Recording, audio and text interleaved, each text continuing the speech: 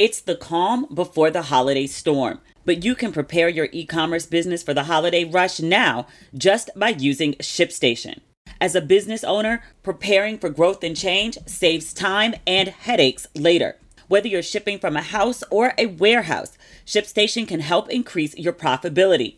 So, set your business up for holiday season success with ShipStation. Go to ShipStation.com and use code RESPECT today and sign up for your free 60-day trial. That's ShipStation.com, code RESPECT.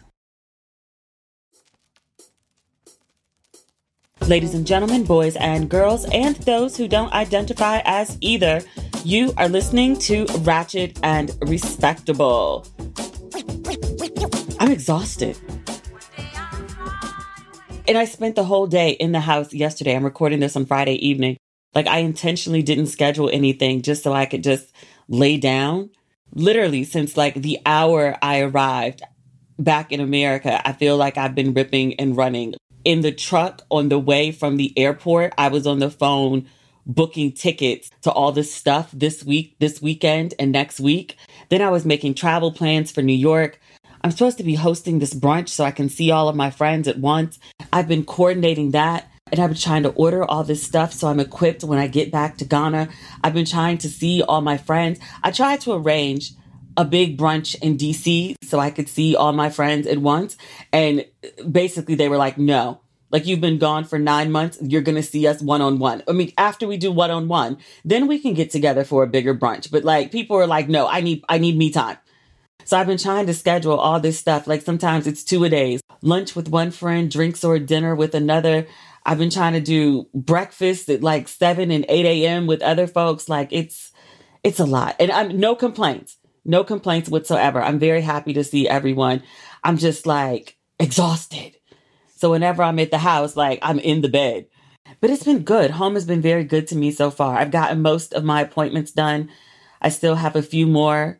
I look pulled back together again. I'm still adjusting to my new hair. The stylist did exactly what I asked her to do. I hadn't had a trim in 15 months. And my ends were feral. They were burnt up either by the sun, or someone pointed out, they were like, you get braids a lot. And they were like, when they dip your braids in that boiling water, they're burning your hair. That's part of the reason that you might be getting like the split ends so bad. And I was like, oh, dear God, I never even thought of that before. The stylist did exactly what I asked her to do. I was like, take off all this raggedy hair. I don't want to keep length, but have raggedy ends. I want to have healthy hair. And my curls looked like it. Like, I had a bunch of hair, but the curls weren't looking really uniform because the ends were so bad. So she took off the hair, and I still, when it's straight, have a bunch of hair. But when it's curly, especially like she steamed my hair, so it's super hydrated, so it's super curly, it's just not giving the bigness that I was used to. It's giving, I keep telling all my friends, I'm like, oh my God, I'm bald. She scalped me. And God bless my friends. They're just like, I'm not doing this with you. I'm not doing this with you. You have a head full of hair. I do. And at the same time, I'm just used to like, massive hair. And now it's just like medium big. To me, I fully understand this is a perception thing. But I was like, yo, I think I'm about to go weave my hair up so I can have big hair again. I know that sounds insane. I'm fully aware. And still, it looks really pretty. A friend took a picture of me today, and it's beautiful hair. I'm just, big hair. I'm still adjusting. But yeah, but like, I've been meeting with all my friends, and it's, somebody asked me the other day, and people ask all kinds of questions. Some of them can get very projecty sometimes. And I'm like, I've never said that. Like, why would you even think that? But this woman asked, and she was like, you must get so lonely when you're overseas. Like, what do you do about the loneliness? And I was like, for the most part, I don't get lonely. I mean, I'm alone, depending on what country I'm in. I have bigger friend circles in some countries more than others. But for the most part, like, I don't get any more quote and unquote lonely than I did when I lived in America. Even when I was, cohabitating with someone else, like, I still had lonely moments, even when someone else was like literally in the house with me. Even when I was living with my parents for a while, like, there were still lonely moments, even though I wasn't quote and unquote alone. But yeah, like, I'm alone, but I'm not necessarily lonely. When I want to talk to my friends, I just call them. My regular phone, my regular iPhone, You don't have to dial a special number. Like I have WhatsApp, but that's mostly to communicate with my international friends. Like my SIM card works overseas. You don't have to dial anything special. You just call me. The rare moments that I have felt lonely is mostly because of the time zone. Sometimes I'm up at 10, 11 o'clock in the morning and I want to text somebody. But if they live in America, it's an indecent hour to send a text. So I just got to wait till the afternoon. But otherwise, no. And I tell you this to say this, I talk to my friends and family, all the time, whenever I want. It's an ongoing conversation. I'm still in all the group chats that I was in America. Sometimes I don't respond in a timely fashion because of the time zone. But otherwise, no, I still feel very much connected. The one thing I have been finding, though, my friends have saved some tea. Or maybe just not told me. They were like, oh, some conversations need to be had in person. But they've just been filling me in on things that I was like, girl, what? This exit I left in February. It's October. If it's enough time to create a whole new life, surely it's enough time to turn one around for better or for worse. But yeah, people have been bringing me up to date. And I'm just like, all this I missed, all this? Yeah. I could deal with all the adult stuff. Missing out on the adult stuff is fine. The thing that really gets me is my friends' kids. I hung out with one of my friends today and her daughter is 4. I met her mother and she was newly pregnant because she wasn't even showing. But missing 9 months in the development of a 4-year-old, it's a whole different person. The crazy part is she remembers me. Because I feel at 4, 9 months is, almost a fourth of your life. But she remembers little details about me. Every time I hang out with her and I go to her parents' house and she's obsessed with bubbles still because she asked me about it today. I would sit in the backyard talking to her mom and I would blow bubbles for her for literally hours. I would blow the bubbles and she would chase them around and then I think she's bored and she's like, more and more. But I've done that multiple times and I haven't seen her in 9 months. And so I expected to have to reintroduce myself. And then she was she asked me something and her mom was like, you remember Auntie? Auntie used to blow the bubbles. And I was like, oh, my heart melted. It's the most beautiful kid. Oh, she's such a beautiful kid and sweet and smart. And now she writes, she was like, how do you spell your name? And I'm looking at her because I'm like, I remember when you couldn't talk, and now you're asking me questions, you're giving full sentences. That's what we are now. And then I spelled it. I spelled Demi for her. And then she wrote it out and handed it to me. And I was like, you can hold a pen? That's what I mean with kids. You miss the in-between stages. I remember when the girl couldn't sit up on her own. Now she's holding a pen and running around and picking flowers and on her iPad and making random observations. She has this photo album and she was swiping through the pictures, showing me pictures of herself when she was a baby. And I was like, you're 4, you're still a baby. But she corrected me and she was like, I am not a baby. I am a big girl. And I was like, yes, you are. My other friend, I tried to get her to bring her kids to brunch and she was like, absolutely not. Absolutely not. This is adult time. Mama needs a drink. It's like, okay. Oh, home is good. It's the little things that I miss. I've been eating copious amounts of seafood despite being allergic to seafood. This is going to have to come to an end at some point because it used to be just when I would eat seafood, the bottom of my feet would itch. And I was like, fine, I can deal with that. That's not the end of the world. But the sides of my lip have started to swell. The last 2 times I've had shellfish and I was like, damn, it's getting worse. This is very ungood. It feels weird being home. I'm just not used to it anymore. It's very familiar, but very unfamiliar at the same time. I drive through parts of the city and there are buildings that didn't exist when I was here 9 months ago. And I used to know this city because I grew up here, but I don't know the names of streets. I just know you make a right at the gas station or you just drive it and it feels like, oh, this is the time where you make a right. And I do. And that's how I get everywhere. But it's places that used to exist and existed forever are no longer there. I was driving down 50. I guess it was the Wendy's, right by Florida Avenue. And it's just it's a hole in the ground right now. They just raised the whole restaurant. And I'm like, wait, what? It's an institution. And then now it's gone. The city is changing so much. The black people are like missing. I'm like, just DC has been officially gentrified. Like I was sitting outside. Did I tell you this? This was on Monday. I probably shared it on Tuesday's episode, but it really just like tripped me out. Like I was sitting on a patio with my friend eating Mexican food at Union Market, and like everybody that walked by was white. And I was like, this used to be like where all the meat packing was. Like it was blackety black, black, black.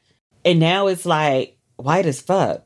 I was over there earlier today with one of my friends. We were sitting outside and there was like maybe 5, 6, 7 black people that passed by. I mean, an amount you could count in DC. That's so crazy. It's good to be home. I read this book. I wish I could remember the name of it, but I read it before I moved to LA. And it was talking about how when you make big leaps in your life, you're not upsetting, but disrupting your energy. And disrupting your energy, you're disrupting the energy of people around you, especially people who rely on your energy. And it was explaining well-meaning people who care, people who love you, people who really do have your best interest in heart, can sometimes respond by trying to put you back into the energy that they're familiar with. I remember moving to LA, there were all these disruptions and distractions that came up at the last minute. You know, everything from mover situations to, you know, people wanting to like declare their undying love to job offers that suddenly came out of nowhere. Same thing happened when I went to Ghana. Stuff just came out of nowhere, like distractions really that really seriously made me contemplate staying in America and not going. Like I had an amazing job offer and I was like, no. Another declaration of undying love, but nothing to back it up. Just the declaration, just words really. And I was like, no, I'm getting on the plane. But I've been home like a week and I already feel like the distractions is not the right word. That makes it sound, I think, negative. But, you know, just, I don't know, people making offers that are hard to refuse. Like, oh, you're back, like you're back. You know, do you want to host this and we can sponsor this and we can do this? It's like people are throwing dream shit at me that makes me contemplate, you know, getting on the plane again. Yeah. I've already pushed my flight back once, but I'm going back before November. I might not get on the flight that I currently have booked, but I'm going before November. Life is lifing. This show is sponsored by BetterHelp. Do you ever feel like your brain is getting in its own way? Like you know what you should do and what's good for you, but you just can't do it? Like, have you ever wanted to live in a different place or start your own business or switch careers? Therapy helps you figure out what's holding you back so you can work for yourself instead of against yourself. If you listen to this podcast, you know that I am a huge advocate for therapy. It's not just for people in crisis. It's for everyone, especially the people that think they don't need it. They often need it the most. If you're thinking of starting therapy, give BetterHelp a try. It's entirely online, designed to be convenient, flexible, and suited to your schedule. Just fill out a brief questionnaire to get matched with a licensed therapist and switch therapists anytime for no additional charge. I love how easy BetterHelp makes it to access professional help. Make your brain your friend with BetterHelp. Visit betterhelp.com/ratchet today to get 10% off your first month. That's BetterHelp, HELP.com/ratchet. Do you have a summer anthem? If not, how does this one sound? Summertime and building credit easy. That's the song you could be singing all summer long with the secured Chime Credit Builder Visa credit card, a better way to build credit. As in, you can build your credit score safely with everyday purchases and on-time payments. Plus, there's no annual fee, interest, or credit check to get started. With a Chime checking account, you get paid up to 2 days earlier with a qualifying direct deposit. You can also get fee-free overdraft with SpotMe. That's overdraft up to $200 without fees with SpotMe when you set up a qualifying direct deposit. And you can access over 60,000 fee-free ATMs. That's more than the top 3 national banks combined. I love how easy Chime makes it to build your credit and to access your money. Start building your credit up. Open a Chime checking account with at least $200 qualifying direct deposit to get started. Get started at chime.com/ratchet. That's chime.com/ratchet. The Chime Credit Builder Visa credit card is issued by Stride Bank North America, member FDIC. Chime checking account and $200 qualifying direct deposit required to apply. Out-of-network ATM withdrawal fees may apply. On-time payment history may have a positive impact on your credit score. Late payment may negatively impact your credit score. Results may vary. Okay, so we all know how ExpressVPN protects your privacy and security online, right? But here's something you might not know. You can also use ExpressVPN to unlock movies and shows that are only available in other countries. Now, if you're like me and you run out of stuff to watch on Netflix, this will change your world. This whole week, I've been using ExpressVPN to binge The Office on UK Netflix. It's so simple to do. I just fire up the ExpressVPN app, change my location to the UK, refresh Netflix, and that's it. See, ExpressVPN lets you control where you want sites to think you're located. You can choose from almost 100 different countries. So just think about all the Netflix libraries you can go through. Love Korean dramas? Use ExpressVPN to watch Parasite off South Korean Netflix. But it's not just Netflix. ExpressVPN works with any streaming service, Hulu, BBC iPlayer, YouTube, you name it. There are hundreds of VPNs out there, but the reason I use ExpressVPN to watch shows is because it's ridiculously fast. There's never any buffing or lag, and you can stream in HD, no problem. ExpressVPN also works on all your devices, phones, media consoles, smart TVs, and more, so you can watch what you want on the go or on the big screen. So, if you want to get access to hundreds of new shows, use my link right now, expressvpn.com/ratchet, and you can get an extra 3 months of ExpressVPN for free. That's expressvpn.com/ratchet. expressvpn.com/ratchet to learn more. Fall can be a hectic time when taking care of yourself keeps, falling to the bottom of your list. You can eat to help beat burnout with Sakara's plant-rich organic nutrition programs. Their seasonal meals are delivered to your door ready to eat and nutritionally designed to optimize digestive and metabolic health. Plus, they're delicious. Don't want to sacrifice breakfast to get the kids to school? Looking to upgrade your tired desk lunch? Too wiped after work to cook dinner every night? Shakara's chef-crafted 200-plus meals have you covered. If you're not sure where to start, Sakara's got you covered for that too. Sakara's all-new science-backed quiz helps you discover which of their plant-rich nutrition programs and wellness products are right for you. In less than 5 minutes, the easy quiz takes the guesswork out of reaching your wellness goals, from enhanced digestive health and metabolic efficiency to increased mental and physical performance. Now is the time to look and feel the way you've always wanted. Just go to sakara.com/pages/sakara-quiz. And my favorite thing about Sakara, I love the health of everything, but I also love the taste. I know you're ready to give Sakara a try. So that's Sakara, sakara.com/ratchet for 20% off your first order. Sakara.com/ratchet. Feel it for yourself. It's the calm before the holiday storm, but you can prepare your e-commerce business for the holiday rush now just by using ShipStation. As a business owner, preparing for growth and change saves time and headaches later. Whether you're shipping from a house or a warehouse, ShipStation can help increase your profitability. It's incredibly easy to use. I've been using ShipStation for years. Now is the time to give it a try if you've been on the fence. With ShipStation, you get discounts of up to 84% off USPS and UPS rates. Also, over 130,000 companies, including my own, have grown their e-commerce businesses with ShipStation. And 98% of companies that stick with ShipStation for a year become customers for life. So set your business up for holiday season success with ShipStation. Go to shipstation.com and use code RESPECT today and sign up for your free 60-day trial.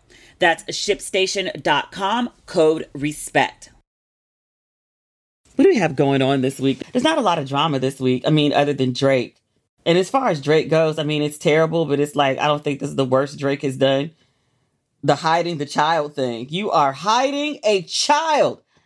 He really had no obligation whatsoever to tell us that he was having a child. It was kind of fucked up that Pusha T put his information out like that. But nevertheless, Drake dropped a new album, which some people would call good black news.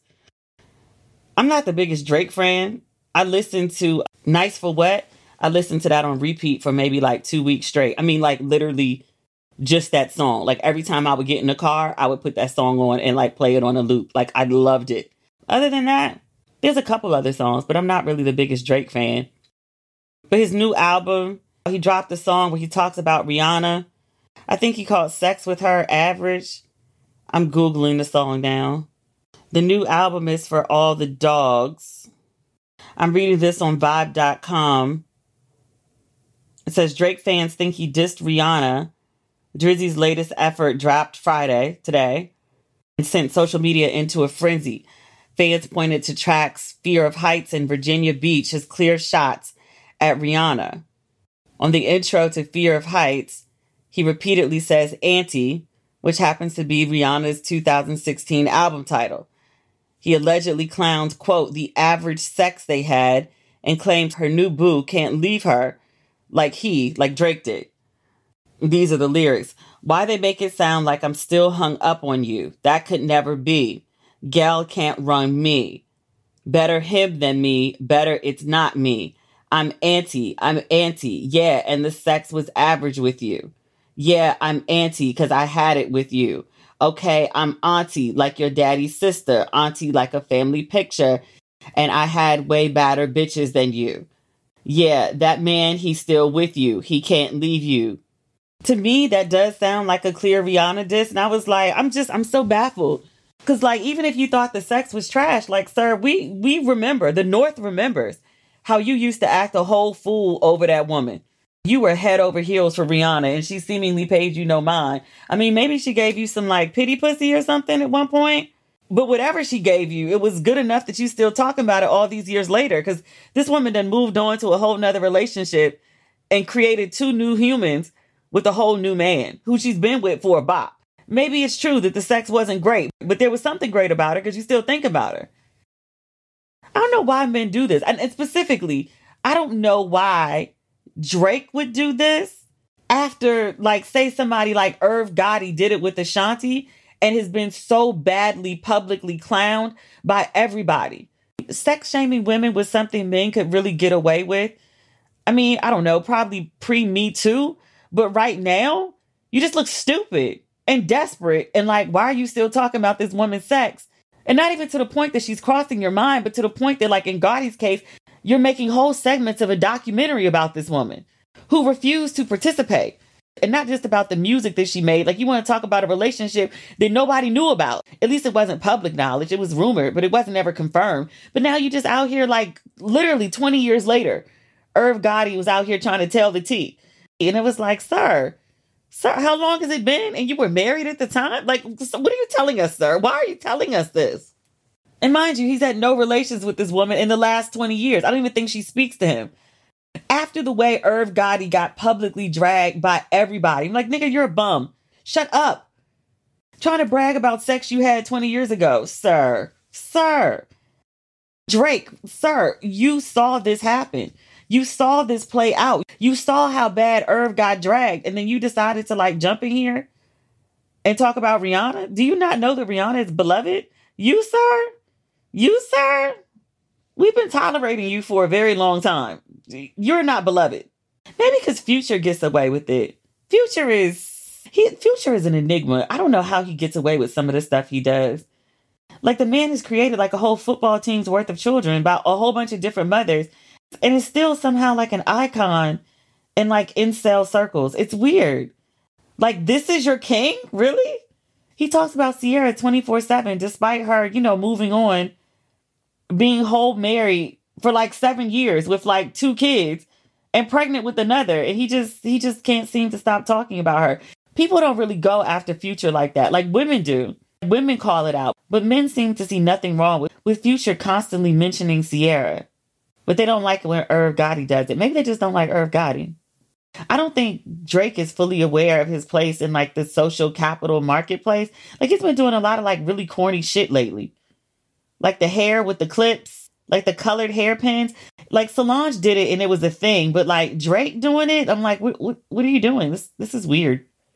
And then like posing with like all the bras that have been thrown on stage at his concerts. I'm like, you thought that was a flex. That shit just, I don't know. It was giving Jeepers Creepers. And then now this.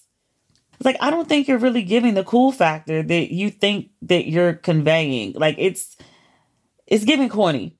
And then trying to take a jab at Rihanna, like calling the sex average, like, oh, again, average sex, but you still talking about, oh girl, something wasn't average. And again, the North remembers. He acted a whole fool over Rihanna. Like a whole googly-eyed, giggly fool. And now you're dissing her? Why? Pourquoi? Why? That's not really good Black news. I guess the album is, if you're a Drake fan. Somebody's a Drake fan. Because the albums always go number 1. I'm not a Drake fan. Is there good Black news? There is good Black news. Hold on, I'm looking at my list. Deion Sanders is on the cover of Time. Who is this man's publicist? I'm genuinely serious because Deion is everywhere. I said this, I want to say like 2 weeks ago because he was in the Apple commercial when Usher announced the Super Bowl. And I was like, how he end up in the Apple commercial? Because his publicist, his manager, somebody, he better be paying them folks good money because they doing good work. Deion is really on the cover of Time magazine. He has good teeth. I'm looking at the picture right now. I think it might be veneers. It's excellent dental work. That's at least $100,000 in the mouth. He could have good genetics though, because I'm looking at the side ones. I don't know what they're called. Sides. You know, sometimes people get veneers and then all their teeth are like really like just straight at the bottom. And that's really just not how teeth exist in the mouth. Amazing teeth. That's what I'm trying to say. He can go on to give the dentist a raise too. Those teeth are pretty. Real pretty. He's labeled on the cover of Time as the believer. How Deion Sanders is changing football forever. And then Time is touting the cover story about how Deion is, quote, turning Colorado into the biggest story in sports. I don't think I ever mentioned football on here. I mean, other than like just a passing conversation, unless we're discussing Deion Sanders. Good for him. He tickles me. In other sports news, Michael Jordan becomes the first professional athlete to make the Forbes 400 list. He is reportedly worth more than $3 billion with a B American USD dollars and dineros. I'm reading this on essence.com. They said despite being a billionaire for nearly a decade, the NBA legend landed on the Forbes 400 list this year following the sale of the Charlotte Hornets in August for $3 billion. Again, billion with a B. In order to make the Forbes 400, your net worth needs to be at least $2.9 billion with a B. Jordan makes the list along with Tesla CEO Elon Musk. I thought he sunk all his money into Twitter, X, whatever they calling it. I don't be on there. I mean, he's losing billions left and right, but he had a lot of billions to begin with. So I guess he would still be there. Evidently, he's still there because he's still on the list. And then Jordan also makes the list with Amazon.com founder Big Bezos, Jeff Bezos. He's been quiet lately. Watch him do some shit. Because every time I'll be like, oh, so-and-so's been quiet lately, a story drops. I don't wish nothing bad on the man. I just want to get a little drunk with you. Not too drunk. I don't know why I committed that to memory. You know where that's from, right? When he was sending the text messages to his mistress and a newspaper published them, he told his mistress, currently his wife, I think, I don't want to get too drunk with you. Just a little drunk. He's trying to have some tipsy time. Also in good Black news this week, I guess this is good American news. It counts though, because I'm looking at the picture of Team USA, the women's gymnasts. There's 6 of them. 5 of them are of color. 3 Black girls for sure. And I want to say 2 Asian girls. All pretty girls, all talented girls, all strong as shit girls. Those gymnasts are pure muscle. Simone Biles is a teeny tiny little thing, but she could probably kick the fuck out of you. And punch you. And maybe lift you, because her back is strong as hell too. That's not the point. The point is, I'm reading this on ESPN. Team USA wins a record 7th consecutive team title at the Gymnastics World Championships. Congratulations to Team USA. There's a part of me that wants to go to the Olympics next year. It's in Paris, the current bedbug capital. I imagine they'll get the bedbug situation fixed and under control before the Olympics. I'm just concerned about, one, the crowds. Fashion Week in Paris, I mean, obviously is a very, very big deal, but traffic was gridlocked. It was so bad. The Olympics is going to bring way more people than Fashion Week. Getting around is going to be ridiculous. And Paris's subway system, it's extensive, but they got like cute subway cars. New York has like a whole like fleet of subway cars when they come in. It's a long ass train. Like Paris, not so much. Like it's like mini train size. And their rush hour, people be packed on them damn trains. And the trains come like every minute or 3 minutes. I'm like, what's the workaround for the Olympics? And it's going to be expensive as hell. Folks who traveled to see Usher got money. Because hotels that usually were like $250 a night were like $750, $800 because of Fashion Week. And like your good hotels, like $1,300, $1,600 a night. Crazy. That's not the point. The point is the Olympics is happening. And I've never been to the Olympics. And I do have it on my bucket list to go to the Olympics. And where better to go than one of my favorite cities? It's just going to be expensive and crowded. Ugh. But there is no place I'm going to go see the Olympics that's not going to be expensive and crowded because it's the Olympics. That's kind of what it is. But I want to go see the ladies flip in person. Track and field, like I'm rooting for Sha'Carri. Everything else, I'm all about the gymnastics. I really want to see it in person. Also, in more good Simone Biles news, I'm actually seeing this on the Shade Room. Simone Biles becomes the most decorated gymnast in history and the first female gymnast to win 6 all-around world titles. Yo, she's amazing. 34 medals. She strikes me as just a very sweet woman. She really could have cursed everybody out and done so rightfully. But the fact that she hasn't is a testament, I think, to excellent character. Because Lord knows we, the public, deserve to be cursed out by her. Overdue for it. Also in good Black news, congratulations to the Obamas. They just celebrated 31 years of marriage. That's beautiful. I had a conversation with a friend today. And she's been married for a while. She said she was talking to, God, I wish I could name who it is. It's a name you would recognize.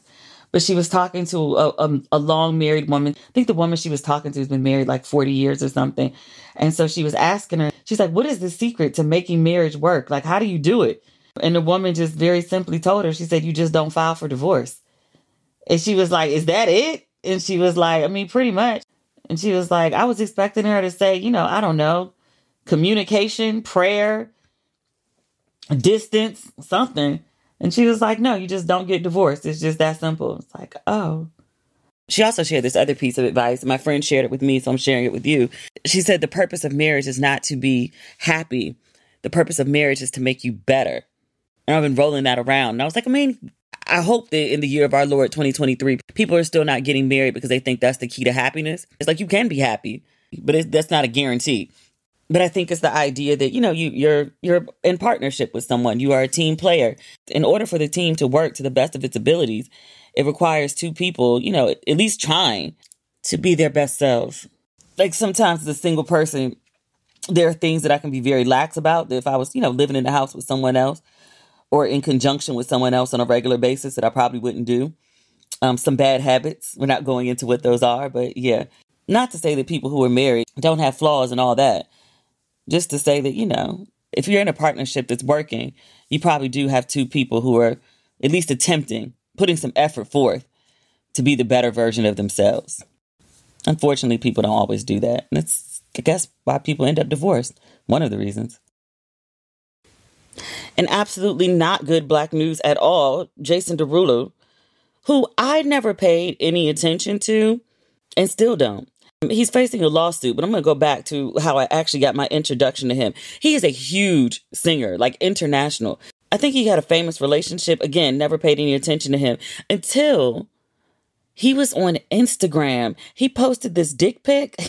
It was more like an eggplant pic. Like he had his clothes on. He didn't just like put it out there like, say, Nelly. But he posted this picture and it was so... I found it personally alluring. I saw nothing wrong with the picture. I thought it was very lovely. But he's a very generously blessed man. And he had on these little shorts in this picture, little black shorts, not even like Speedos, just like black boxer briefs, kind of. The picture was considered so provocative that Instagram banned it. And I was like, do you know the level of lewd, vulgar, shameless shit that I've seen on Instagram? And I was like, of all things, that got banned. I'm looking at the picture right now. I mean, it's a lot. I mean, literally and figuratively. I ain't personally think it deserved to be banned from Instagram. That said, Jason Derulo is facing a lawsuit. He was sued very recently by an aspiring singer who was signed to his label. She's suing him for quid pro quo sexual harassment, intimidation, and breach of contract. I'm reading this story on vulture.com. Her name is Amaza Gibson. She filed a lawsuit in Los Angeles Superior Court on October 5th. She says working with Derulo left her with anxiety. She's traumatized. She said she dealt with inhumane work situations. She claims that when she was signed to Derulo's label, he has a Atlantic Records affiliated label, Future History. He made multiple sexual advances at her and then dropped her after she rejected him. Vulture has included a list of the allegations. The woman alleges Derulo informed her that if she wanted to be successful in the music industry, she would be required to partake in, quote, goat skin and fish scales. I've never heard of this before, but Vulture says it's a Haitian reference referring to conducting sex rituals, sacrificing a goat, goat blood, and doing cocaine. The court filing alleges that there was, quote, an explicit demand for sex in exchange for success, which was reinforced through Derulo's subsequent behavior. The woman alleges that when she finally gave in to an invitation for drinks from Derulo, he allegedly gave her an inappropriate amount of alcohol, despite the fact that she's not a big drinker. During a business trip to New York to meet Atlantic executives, another female artist suggested to the woman that she sleep with Derulo to advance her career. The woman said this confirmed her suspicions about Derulo's intentions. Other alleged incidents of hostility, still reading from Vulture, say Derulo charged at Gibson, raising his voice, and he refused to record with her. And her contract was terminated in September 2022. Am I normalizing this? That, like, you know, she doesn't drink and he's trying to give her a lot of alcohol. He's trying to get her drunk. I've been being prosecuted for that now. Derulo has responded to the claims. He said, quote, I wouldn't normally comment, but these claims are completely false and hurtful. He said, I stand against all forms of harassment and I remain supportive of anybody following their dreams. I've always strived to live my life in a positively impactful way. And that's why I sit here before you deeply offended by these defamatory claims. God bless. The woman, Gibson, is being represented by the same attorney who's heading Lizzo's sexual harassment lawsuit. Which one? Because aren't there two of them now? Oh dear. This sounds so bad. I put nothing past men. The stuff that she's describing, terrible as it is, it's pretty run-of-the-mill for the music industry as I know it. I mean, this is the light version, and I'm definitely not saying she shouldn't sue for it. If what she alleges is true, it is wrong, and she absolutely deserves some sort of compensation. But also, and in addition to, not to negate anything that I just said, this is the most standard shit. And I'm glad that people are finally like calling it out for what it is, because this is how the music industry has operated. I mean, and this is the light version, but this is how the music industry has operated for years. And still, if he did this shit, I hope she gets some sort of compensation for it, because enough. If you just want to have sex with a lady, just try to have sex with a lady. Don't sign her, Irv Gotti, and then try to, you know, harass her to death to get her to have sex with you. Like, come on. Is that the news for this week? There's not a lot going on. I mean, the kind of fare that we usually talk about. That means next week's going to be insane. Anytime there's a dry week, be like, oh, people want to act right. Like, always the next week people go crazy. Oh dear. All right. That's the episode for this week. We'll be back on Tuesday and Friday, I think. We'll see.